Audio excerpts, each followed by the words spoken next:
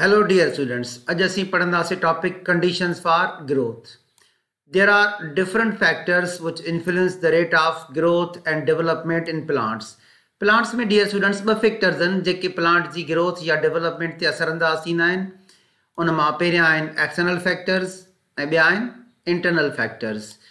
जेके dear students external factors आहिनि असां उनखे exogenous factors चवंदा आहियूं ऐं जेके internal factors आहिनि असां उनखे endogenous factors चवंदा आहियूं. अगर असीं एक्सटर्नल स्ट्रक्चर्स की ॻाल्हि कयूं तो उहे 5 आहिनि. एक्सटर्नल स्ट्रक्चर्स में टेम्परेचर जो इफेक्ट, लाइट जो इफेक्ट, ऑक्सीजन जो इफेक्ट, कार्बन डाइऑक्साइड जो इफेक्ट ऐं न्यूट्रिएंट. छो त इहे सभु प्लांट जे बॉडी जे ॿाहिरियां उन जी बॉडी ते इफेक्ट विझनि था. सभ खां अॻु में ॾिसूं त टेम्परेचर जो रोल कहिड़ो आहे. How does the temperature effect the growth of plant. Temperature, now temperature is very important factor. अगर असां प्लांट जे एंजाइम्स की ॻाल्हि कयूं त प्लांट्स जा जेके एंजाइम बेस्ड वर्क कंदा आहिनि उन्हनि जे लाइ ऑप्टिमम टेम्परेचर आहे 25 डिग्री सेंटीग्रेड खां 37 degree centigrade. Normally the rate of growth increase with the increase of temperature but with in limit. छो त जॾहिं बि लिमिट खां टेम्परेचर मथे वेंदो त पोइ प्लांट्स जी एंजाइम्स ते जेको आहे सो बैड इफेक्ट ईंदो. At very high temperature above 40 degree centigrade the rate of growth stops and the plant may die due to excessive transpiration and loss of enzyme. Dear students, जॾहिं 40 degree centigrade खां पोइ temperature वधे थो त ॾिसो ही enzyme जी active site आहे. Dear student, ही एंजाइम आहे ऐं ही जेको डिम्पल आहे उनखे असां छा था चऊं, एक्टिव साइट. ऐं जॾहिं टेम्परेचर 40 डिग्री सेंटीग्रेड खां अबोव वेंदो आहे त प्लांट्स जा जेके एक्टिव साइट आहिनि उहे डीनेचर थींदा आहिनि. हाणे ॾिसो ही नॉर्मल एक्टिव साइट आहे ऐं साॻी एंजाइम खे तव्हां ॾिसो हीअ हुनजी डीएक्टिवेटेड या डीनेचर्ड एक्टिव साइट आहे. त पहिरियों जेको नॉर्मल सबस्टेट हिते बाइंड पोइ थिए, पोइ जेको आहे नॉर्मल सबस्टेट हुते बाइंड न थी सघंदो. ठीकु आहे. त ईअं एंजाइम्स जा जेके एक्टिव साइट्स आहिनि उहे डीनेचर थींदा. ऐं जॾहिं ट्रांसपिरेशन जो रेट वधंदो त तव्हां पढ़ियो आहे त ट्रांसपिरेशन में मोस्टली 90% जेका ट्रांसपिरेशन आहे उहा लीव्स मां थींदी आहे ऐं घणो वाटर निकिरी वेंदो, प्लांट डिहाइड्रेटेड थी वेंदा ऐं वाटर जे लॉस थियण जे करे बि ग्रोथ जेका आहे सा उहा स्लो थी वेंदी, प्लांट बिकम डिहाइड्रेटेड. त इहो हुयो टेम्परेचर जो इफेक्ट. उनखां पोइ चयो लाइट जो इफेक्ट कहिड़ो आहे. लाइट बि एक्सोजीनियस फैक्टर आहे, ॿाहिरियों फैक्टर आहे. Light is very important condition for the plant growth. It helps in photosynthesis. Photosynthesis में प्लांट्स खे फूड मिलंदो ऐं फूड मिलंदो त हो और उहो जेको आहे सो ग्रोथ ते असरअंदाज़ थींदो ऐं प्लांट जी ग्रोथ सही थींदी. हा, फूड जी कमी थी वेंदी त पोइ ग्रोथ स्लो थी वेंदी.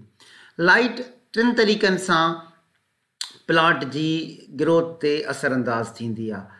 लाइट जी इंटेंसिटी, नंबर 2 लाइट जी क्वालिटी ऐं लाइट जो ड्यूरेशन. इहो सिधो सिधो सुवाल बि अची सघे थो. How does the light effect the growth of plant. Option A ॾियनि लाइट इंटेंसिटी, ऑप्शन बी ॾियनि quality and option C and duration. त डियर स्टूडेंट जवाब थी वेंदो all of these. सभ खां अॻु में लाइट जी इंटेंसिटी खे डिस्कस था कयूं. डियर स्टूडेंट्स, नॉर्मल इंटेंसिटी ते क्लोरोफिल ठहंदी आहे, पर अगरि लाइट जी इंटेंसिटी वधी वञे त पोइ क्लोरोफिल डिस्ट्रॉय थींदी आहे. So light intensity it effects the synthesis of chlorophyll and other pigments. Normal intensity ते क्लोरोफिल बि ठहंदो, ॿिया पिगमेंट्स बि ठहंदा, पर हाई इंटेंसिटी ख़राबु आहे. High light intensity destroy the chlorophyll ऐं क्लोरोफिल जे लॉस थियण खे डियर स्टूडेंट्स चइबो आहे क्लोरोसिस. त हाई इंटेंसिटी ते क्लोरोफिल डिस्ट्रॉय थींदी, इन प्रोसेस खे चइबो आहे क्लोरोसिस. ऐं फोटोसिंथेसिस रिड्यूस थी वेंदो. Photosynthesis is reduce due to high light intensity. अगरि डियर स्टूडेंट्स असीं लाइट जी क्वालिटी जी ॻाल्हि कयूं त उन में असां लाइट जा कलर्स पढ़ंदासीं. Light quality also influence on the growth rate. हाणे हिन में हिकिड़ी रेड लाइट जो कलर आहे, ॿियो डियर स्टूडेंट्स ब्लू लाइट जो. लिखियलु आहे red light enhances cell growth and blue light enhance cell division. त डियर स्टूडेंट्स अगरि असां ब्लू लाइट जी ॻाल्हि कयूं त ब्लू लाइट लिखियलु आहे इनहेंस सेल डिवीजन, माना सेल डिवीजन खे वधाईंदो. डियर स्टूडेंट इहो आहे फॉर्मेटिव फेज़. असां पढ़ियोसीं त फॉर्मेटिव फेज़ में सेल्स डिवाइड थींदा आहिनि, बिल्कुलु हिक ॿिए जे क़रीब क़रीब टाइटली पैक्ड हूंदा आहिनि. त ब्लू लाइट सेल डिवीजन खे एनहेंस थी करे. उनखां पढ़ियोसीं पोइ सेल इलांगेशन. ठीकु आहे, हीअं सेल एंडास्मोसिस थींदी आहे ऐं सेल इलांगेट थींदो आहे। त उन में वरी डियर स्टूडेंट्स रेड लाइट जो इफेक्ट आहे। Red light enhances sale elongation ऐं ब्लू लाइट जेका आहे उहा ग्रोथ के सेल डिवीजन के प्रोमोट कंदी ऐं सेल इलांगेशन के रेड लाइट जेको आहे सो प्रोमोट कंदी। अगर dear students ultraviolet rays light में वधी वञनि त प्लांट जा टिश्यू डिस्ट्रॉय थींदा। So UV rays destroy the protoplasm ऐं रिटार्ड मन स्लो करण ग्रोथ। लाइट जो ड्यूरेशन असां पढ़ी आहियूं photoperiodism. Duration of light is called photoperiodism and photoperiodism may induce और suppress the flowering. For example असां फोटोपीरियडिज्म में पढ़ियासीं लॉन्ग डे प्लांट्स ऐं ॿिया पढ़ियासीं शॉर्ट डे प्लांट्स।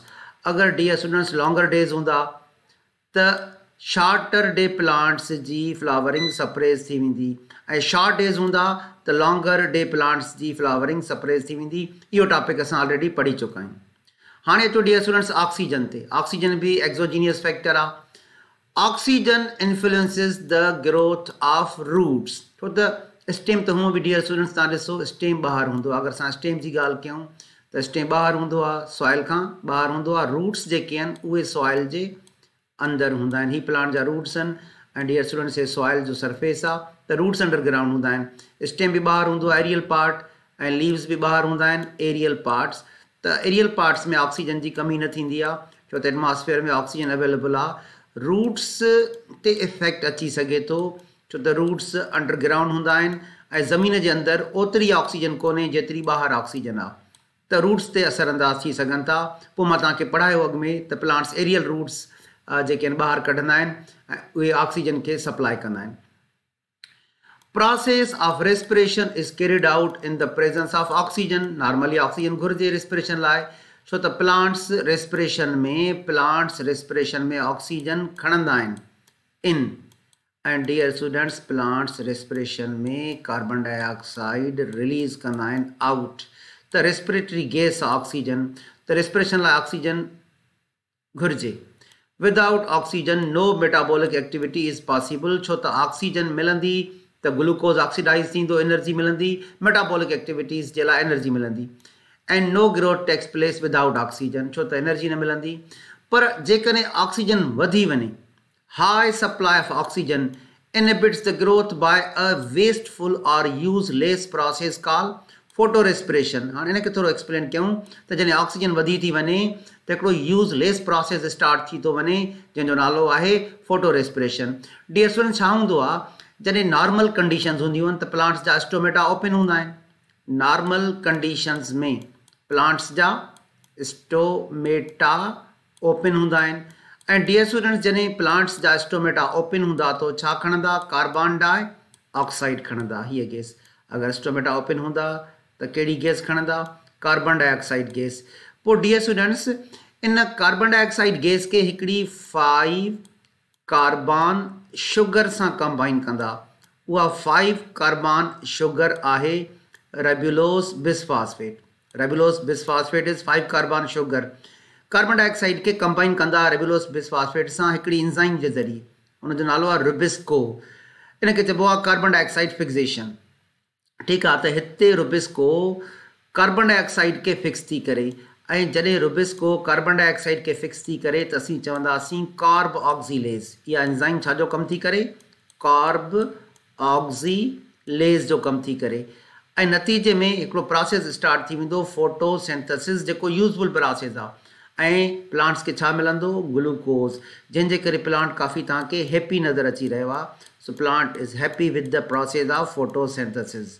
पर कॾहिं कॾहिं dear students hot sunny days हूंदा आहिनि। टेम्परेचर तमामु घणो हाई थी वेंदो आहे। हॉट सनी डेज़ हूंदा आहिनि, टेम्परेचर तमामु घणो हाई हूंदो आहे ऐं जॾहिं टेम्परेचर हाई थी वेंदो आहे त प्लांट्स ट्रांसपायरेशन खे रोकण लाइ most of the stomata close करे छॾींदा आहिनि। Not all, most of the stomata, सभु न पर most of the stomata close करे छॾींदा आहिनि।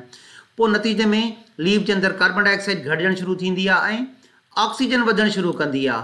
त साॻी रुबिस्को ऑक्सीजनेस भी आ। साॻी रुबिस्को बेटा ऑक्सीजनेस भी आ। अगर तव्हां रुबिस्को लफ़्ज़ ते ध्यानु ॾियो त उन जी एंड में सी ऐं ओ आ। C stands for carboxylase and O stands for oxygenase. त ही वरी ऑक्सीजन के कंबाइन करण शुरू कंदी कंहिंसां 5 कार्बन शुगर रिबुलोस बिस्फॉस्फेट सां।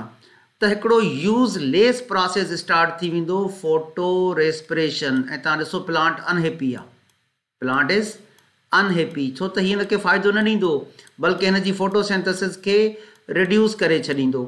So photo respiration is useless, हिकिड़ो यूज़लेस प्रोसेस आहे, बल्कि असां ईअं चऊं हिकिड़ो वेस्टफुल प्रोसेस आहे। ॾिसूं त इहो यूज़लेस या वेस्टफुल प्रोसेस कीअं आहे। डियर स्टूडेंट्स, हिन में जेके प्रोडक्ट मिलिया 3 कार्बन वारो कंपाउंड मिलियो फास्फोग्लाइसरिक एसिड ऐं 2 कार्बन वारो कंपाउंड मिलियो फास्फोग्लाइकोलेट।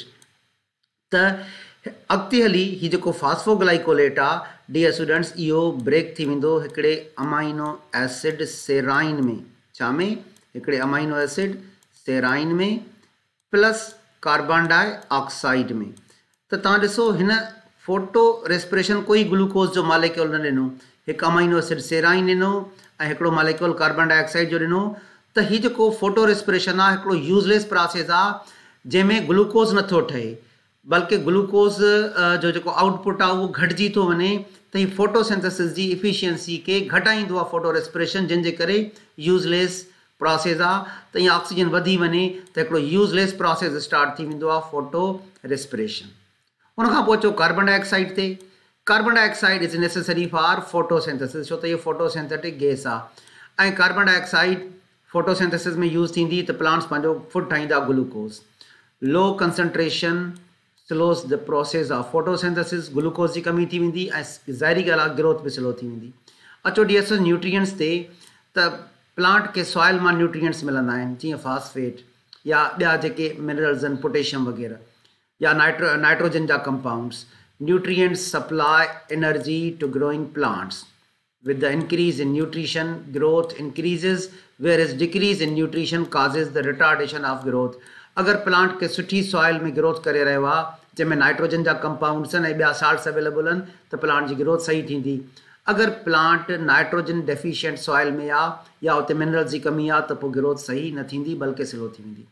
हाणे डियर स्टूडेंट्स अचो इंटरनल फैक्टर्स ते जेके प्लांट जे बॉडी जे अंदरां ठहंदा। उन में पहिरियां आहिनि हार्मोन्स ऐं ॿिया आहिनि जीन्स जंहिंखे तव्हां चओ था जेनेटिक कॉन्स्टिट्यूशन। सभ खां अॻु में हार्मोन्स खे डिस्कस कंदासीं। In growth certain hormones play a very important role. Dear students असां सभु डिस्कस करे आया आहियूं। ऑक्सिन ग्रोथ प्रोमोटर आहे, जिब्रेलिन ग्रोथ प्रोमोटर आहे, साइटोकाइनिन ग्रोथ प्रोमोटर आहे। अगर इहे हार्मोन्स ठहंदा रहंदा अवेलेबल हूंदा त प्लांट जी ग्रोथ सही थींदी। हाँ, इन्हनि जी कमी थी वई त पोइ ग्रोथ रिटार्ड थी वेंदी। उनखां पोइ अचो जीन्स ते dear students, genetic constitution genes ते। हाणे यादि रखो डियर स्टूडेंट्स त जेके जीन्स आहिनि उहे क्रोमोज़ोम्स ते हूंदा आहिनि। हीअ क्रोमोज़ोम जो सेंट्रोमियर आहे, हीअ क्रोमोज़ोम जी अपर आर्म आहे, हीअ क्रोमोज़ोम जी लोअर आर्म आहे। ऐं डियर स्टूडेंट्स क्रोमोज़ोम जे आर्म्स ते छा हूंदा आहिनि? जीन्स, मुख़्तलिफ़ जीन्स हूंदा आहिनि। ठीकु आहे। For example plant J chromosomes ते जीन्स थींदा आहिनि जेके प्रोटीन्स खे कोड कंदा आहिनि। उनखे चइबो आहे क्लोरोफिल बाइंडिंग प्रोटीन्स। छा? Chlorophyll binding proteins. ऐं जॾहिं डियर स्टूडेंट्स सपोज को हीअ क्लोरोफिल आहे, हीअ मालिक्यूल आहे क्लोरोफिल जो, जेके मां शॉर्ट फॉर्म में CHL लिखियो, ऐं असां कुझु प्रोटीन्स बाउंड थी विया, असां हिनखे चऊं था क्लोरोफिल बाइंडिंग प्रोटीन्स। त इन जे लाइ कोड जीन्स ॾींदा आहिनि। ऐं डियर स्टूडेंट्स हे जेके प्रोटीन्स क्लोरोफिल सां बाइंड थी रहिया आहिनि इन्हनि जो तमामु इम्पॉर्टेंट रोल आहे फोटो रिसेप्शन में। What is photo reception? The ability to receive light. तव्हांखे यादि हूंदो असां प्लांट्स में फोटो सिस्टम 1 बि पढ़ियो, फर्स्ट ईयर में फोटो सिस्टम 2 बि पढ़ियो त क्लोरोफिल ए सां कुझु प्रोटीन बाइंड थी वेंदा आहिनि। Chlorophyll A binding protein dear students उनखे कोड जीन्स कंदा आहिनि। So for example, the ability to form chlorophyll is determined initially by genes. The chlorophyll जे जेको फंक्शन आहे लाइट खे कैच करण उनखे प्रोमोट कंदा आहिनि प्रोटीन्स, क्लोरोफिल बाइंडिंग प्रोटीन्स। उन लाइ त कोड जीन्स ॾींदा आहिनि। But actual formation is stimulated by hormone. मां तव्हांखे हिकिड़ो हार्मोन पढ़ायो हुयो साइटोकाइनिन, जेको क्लोरोफिल जी डेवलपमेंट बि कराईंदो आहे ऐं क्लोरोफिल खे मेंटेन बि कराईंदो आहे। एंड एनवायरमेंटल फैक्टर अॼु पढ़ियोसीं त लाइट जी नॉर्मल इंटेंसिटी हूंदी त क्लोरोफिल ठहंदी। अगरि लाइट जी इंटेंसिटी वधी वई त क्लोरोफिल डिस्ट्रॉय थी वेंदी। त इहो हुयो डियर स्टूडेंट्स अॼु जो lecture. Thank U, wishing U all of the best.